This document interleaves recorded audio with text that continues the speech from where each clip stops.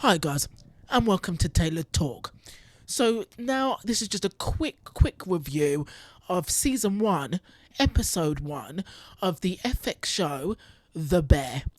Okay, so as soon as the alarm goes off after a tortured dream, it's game time.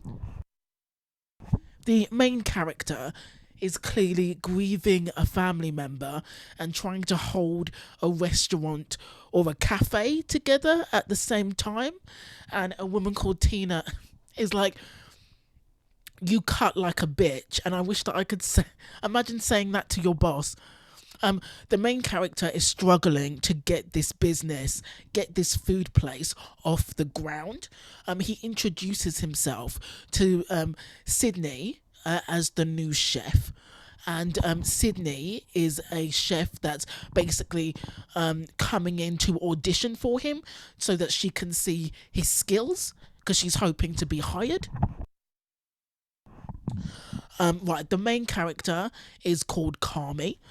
Sydney is super cute, I think, and it turns out that Kami is a famous, talented chef that has come back to his brother's place. It seems like Sydney is very much in awe of Kami. When Sydney is working, she immediately tries to chum up to Tina by speaking Spanish, but Tina sees through it and tells her to fuck off. And I really think that Sydney is kind of looking for like a figure that will help her, like a kind of sister figure or a mother figure at work. You know, when you start work, you start your probation period, and then they set you up with somebody who will shadow you like a work buddy that will help you through it. And Sydney automatically wants that to be Tina. She wants Tina to kind of mother her and be like a big sister to her and guide her through this chaos. And Tina is like, no, fuck you. So we get introduced to the hurricane that is Richie. He says this place was fine without Kami, but it looks like they're in debt up to their eyeballs as well ever since Kami got there. And he's loud, he's boisterous. I think I'd hate guys like Richie in real life, but this guy seems a little bit charming. He's obviously the former boss of the place, and everything was ruled by him. So Richie and Kami are both trying to establish power. Richie doesn't understand why the meat's taking so long to cook, why the new meat is so expensive, why the popular spaghetti dish is now out the window. And both of them are shouting at each other, trying to get their points across. And it feels like neither of them win. It's very telling after that argument. First of all, it was quite unprofessional, especially when Kami was talking about how they're going broke. I mean, none of the employees should know that, right? I feel like this should have been like a shouting match that should have been in private. But anyway, it happens around the whole in the kitchen, around everybody. It's very telling that after an argument like that, most people would want to keep to themselves and not want to look at other people. But after Richie storms off, Kami immediately locks eyes with Sydney. So, what does that tell you? Also, did somebody deliberately hide his kitchen knife? Because he's looking for that all over the place and then finds it like under one of the ovens. So, thanks to Marcus, we find out that Kami's full name is Carmen Bazzato. Kami's sister Sugar comes over and tells him that their uncle wants to buy the restaurant from him, and Kami firmly refuses. Sugar, their sister, makes a good point about how no one is expecting Kami to fix this place. They know that this is a shithole, and I don't think she expected Kami to take over the way that he did. I think she thought that Kami would just pass it over to Richie, and she's surprised when that hasn't happened. So Kami has finally impressed a very bitter, very cynical Tina with sandwiches. Fak and Marcus bitching about Richie behind his back.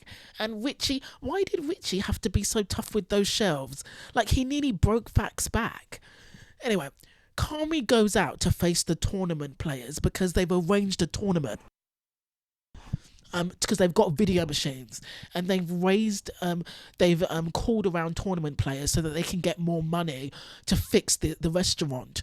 So Kami goes outside. There's a long line of tournament players in different costumes, and he goes out to tell them to calm down, but he ends up getting beaten up by these people in costumes. And Kami was like, at first, Richie, come out with me, and Richie was like, no, this is on you.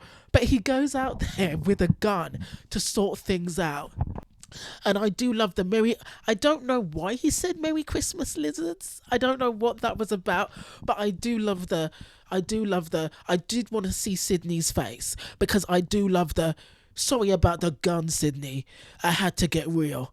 That's going to be an epic line. I'm guessing people quoted that line for months because that was hilarious. So Kami has a pattern, a system about calling everybody chef. No, some people follow it, some don't. At the end, when he helps Marcus with the bread, Marcus finally calls him chef, and Kami pauses at the new sign of respect. At the end, Kami tries to make Richie's popular spaghetti, but mentally he can't bring himself to do it, since he called the recipe an oversauced, underseasoned mess that takes 7 hours to prep, and he chucks the can in the bin. And that, along with the kettle boiling in the background, I think like the kettle is reaching its boiling point. Kami is reaching his boiling point with this spaghetti. He doesn't want to do it. That the spaghetti is not who he is, it's not who he's about, and even though it's a popular dish, he puts it in the bin as the kettle boils, and the show ends. So I didn't really review this well, guys, but I'll go over the notes. So I liked this episode. I thought it was a fantastic episode. You really get into Kami's head, and you really get into the stressful way that a restaurant works from the time Kami wakes up in the morning to the time Kami goes trudging back to bed. You get a real insight into Kami's mindset and what his life is like as a chef in this shithole of a kitchen. Really, all the Bear Gang are really hard-headed. Tina, Ibrahim, Richie, they're all really hard-headed. They don't really like him. They don't want Kami to be there. They want Richie to stay as head of house. They want everything to go back to how it was, and it's never going to be the same again. Everybody is really hard-headed. They don't want to acknowledge Kami as their new leader, except for Sydney, the newbie. Tina's "you cut like a bitch" made me laugh out loud, because imagine saying that to your boss. Richie is a loudmouth, but he seems like a lot of fun. And also, for a fact that Tina feels threatened by Sydney. For an absolute fact. Tina and Sydney are going to butt heads for sure. I think that cooking is therapeutic for Kami. The fact that he refuses to cook the popular spaghetti, knowing that this spaghetti will make them a whole lot of money that he can use to sort out this place, but he refuses to cook the spaghetti because he feels like it's a pile of shit. So he doesn't cook it, and it's kind of like it proves that he's a chef that has a lot of integrity, and that this place is more than a cash grab for him. I like the way that Kami always makes time for Marcus's questions. I think that he may see a bit of himself in Marcus. Marcus is like a big, like, friendly, sarcastic teddy bear, and I kind of like his relationship with Fak. I also like the fact that this cast look like normal people, like not supermodels. I feel like in another production, I feel like Harry Styles would be playing Kami, Sydney Sweeney would be playing Sydney. Right, Margot Robbie. Yeah, Margot Robbie would be playing Sugar. I feel like in another production, it would be like a cast full of models. And I love the fact that this cast look realistic. They're like normal people in a kitchen, just all struggling together. Do you know what I mean? It's not about sexual tension. It's not about, boobies flopping over the pans. It's not about, bending over and picking up stuff like nothing is sexualized. It's all about just a group of normal looking people just trying to run a kitchen. That's what I really like about it. It's not, it's not a sexy cast at all. Like, I hope that doesn't sound more. They're a good looking cast, but it's not like a sexy cast. Do you know what I mean? It's not like their sexiness is the forefront of everything that they do. I think that Sydney and Carmy in the first episode have created a bond through their chef jargon, and jargon means language, because they are professionals and they use chef and restaurant language. They use restaurant terminology that none of the others can understand. So it's like they have a secret language, and I think the people around them recognize it and resent them for it, the way that Tina is going to resent Sydney for sure. And through this secret language that they have, of this professional restaurant language that they have, Sydney is able to say to Carmy, look, Carmy, this place is a shithole. Yeah. And yeah, we're running around like blue ass flies trying to make this work. This place is a shithole. But you and I, Carmy, you and me, we are the professionals here. And as a fellow professional, I've got your back. That's what she's trying to say through chef jargon, through restaurant language. That's just my opinion. That's just what I'm getting. And I've been looking through fan vids and stuff, especially, yes, Carmy and Sydney fan vids. And just from the first episode, I can definitely see why people ship Sydney and Carmy as a couple for sure.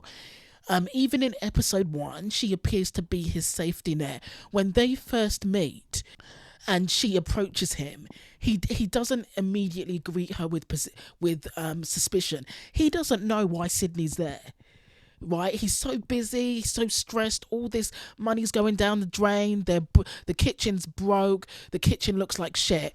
And he sees Sydney, and instead of going like, "What the fuck are you doing here? What are you a loan shark? What are you doing?" He's just like, "Hey," and she's like, "Hey."